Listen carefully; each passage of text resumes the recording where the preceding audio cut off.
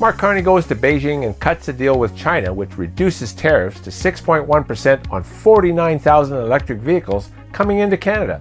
In return, China promised to ease up on tariffs, hurting our farmers, things like canola, lobsters, and peas. Carney called it a strategic partnership and a reset after years of tension. Not long after that, Trump drops a bombshell on Truth Social.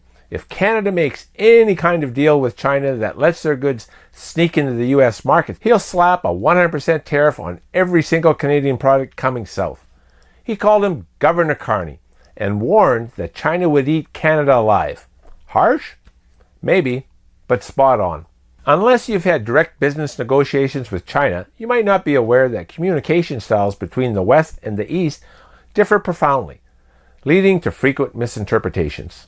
It is not uncommon for China to seem like they're playing ball when in actual fact they are strategically and often deceptively strong-guarding their own interests. Trump knows this as a businessman. As someone who's had many dealings with China in the past, his concern is that China could use Canada as a backdoor, ship their cheap stuff here, slap a Made in Canada label or minimal processing, and flood the U.S. market to dodge Trump's big tariffs on Chinese goods. Trump isn't having it. And neither should we if we want fair trade. He sees China as a serious, multifaceted security threat through economic dominance, military expansion, and influence peddling.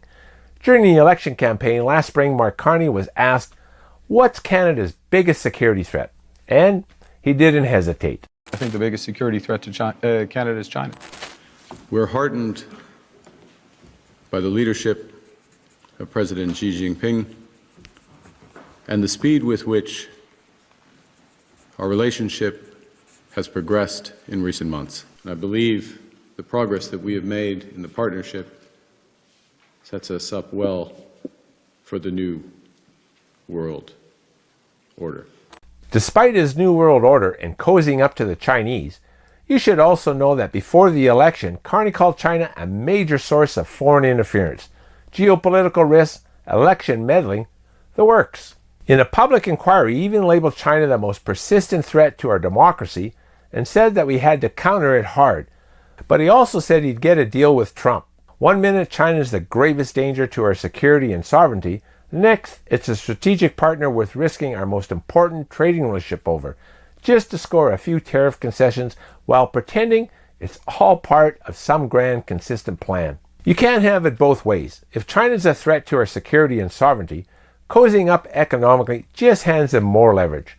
And when they use that leverage, like they did before with canola bans or hostage diplomacy, it's everyday Canadians who pay the price. Lost farm income, higher costs, job risks. Canada sends about 75% of our exports to the U.S. Energy, autos, lumber, agriculture. A 100% tariff would crush those industries overnight. Higher costs for American buyers means less demand. Layoffs here. Supply chain chaos. But even if Trump doesn't pull the trigger, he's used tariffs as leverage before. The uncertainty alone hurts businesses by delaying investments and by consumers holding back spending. And if Carney keeps pushing toward China, we're betting on an unreliable partner while risking our biggest, most stable market. Here's what you can do right now to protect your wallet.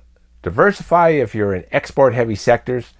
If you're a farmer, manufacturer, or in autos or energy, look at hedging strategies or new markets, but prioritize U.S. ties where possible.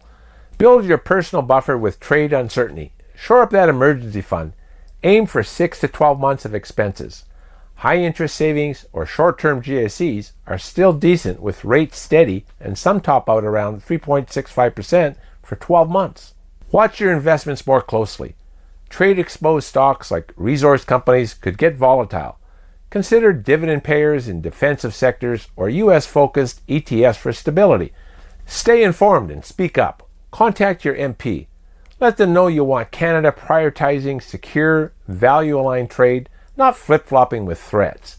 Carney is gambling with our economy, and it's possible that Trump's tough talk might just force Ottawa to get real. I guess we'll see. Consider a thumbs up for the video and subscribe. I'm Glenn Zacher. I'll see you next time because it's your money.